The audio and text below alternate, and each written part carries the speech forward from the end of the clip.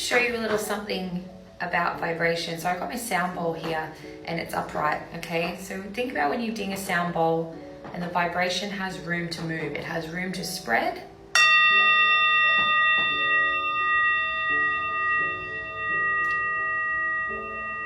Okay, you can feel it radiates out through a room, right? It's open, it's willing to be filled as well as give.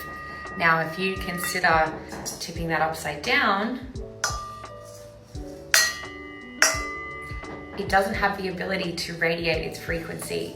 So if you look at yourself as this bowl or a cup or however you want to do it, when we are open and we are able to receive and give, we have the opportunity to radiate a higher frequency and spread the love or the abundance or the joy or whatever it is you might be doing. When we are closed off, when we are shut down, we don't really have far to go. So nice little